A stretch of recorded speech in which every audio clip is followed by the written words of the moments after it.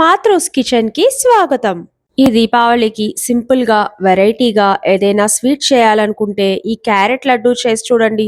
మీ ఇంట్లో వాళ్ళు, మీ ఇంటికి వచ్చిన గెస్ట్లు ఈ స్వీట్ తిని మిమ్మల్ని ఎప్రిషియేట్ చేయకుండా అయితే ఉండలేరండి. మరి ఇంకెందుకు ఆలస్యం, రండి ఎలా చేయాలో చూద్దాం. ఒక దల్సర్ మూకిట్లో 2 స్పూన్లు నెయ్యి వేసుకుని జీడిపప్పు, బాదం, పిస్తా మీకు ఇష్టమైన డ్రై ఫ్రూట్స్ అన్ని వేయించుకుని తీసి పక్కన పెట్టుకోవాలి. అదే మూకిట్లో 2 టేబుల్ స్పూన్లు బొంబాయి రవ్వ వేసి దోరగా వేయించుకోవాలి. ఈ బొంబాయి రవ్వ వేయడం వల్ల క్యారెట్ లడ్డూకి మంచి కన్సిస్టెన్సీ వస్తుందండి. అది వేగాక పావు కప్పు కొబ్బరి తురుము వేసి తడిపోయే వరకు వేయించుకోవాలి. 1.5 కప్పు క్యారెట్ తురుము వేసి 1 నిమిషం బాగా వేయించుకున్నాక ఒక 2 టేబుల్ స్పూన్ల దాకా వాటర్ వేసి మూత పెట్టి మగ్గించుకుంటే క్యారెట్ ఉడుకుతుందండి.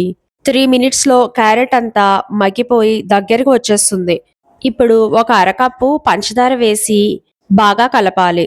ఈ పంచదార కరిగి పాకంలా వస్తుందండి. అప్పుడు చిటికెడు యాలకుల పొడి వేయాలి. వేయించి పెట్టుకున్న డ్రై ఫ్రూట్స్ కూడా అందులో వేసి బాగా కలుపుతూ ఉండాలి. ఈ మిశ్రమం అంతా బాగా దగ్గర పడే వరకు కలుపుకుంటూ ఉండాలి. క్యారెట్ కోరుకుని రెడీగా పెట్టుకుంటే 10 నిమిషాల్లో ఈ స్వీట్ చేసేయచ్చండి. ఇలా దగ్గర పడిన మిశ్రమాన్నంతా స్టవ్ ఆఫ్ చేసుకుని చల్లార్చుకోవాలి. 2 చేతులకి నెయ్యి అప్లై చేసుకుని కొద్ది కొద్దిగా తీసుకుని లడ్డూల్లా చుట్టుకుంటే ఎంతో టేస్టీగా ఉండే క్యారెట్ లడ్డు రెడీ అండి.